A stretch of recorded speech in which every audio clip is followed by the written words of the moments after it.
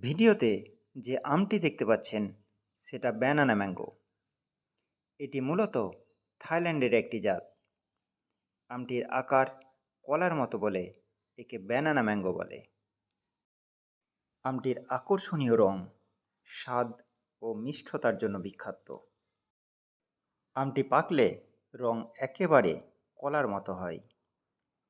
একটি আমের ওজন প্রায় ৩০০ থেকে ৩৫০ গ্রাম পর্যন্ত হয়। আমটির খোসা খুবই পাতলা, ভিতরের কালারটাও অসাধারণ। আমার ছাদ বাগানে এই আমের মিষ্টতা কত এসছে সেটা দেখাবো।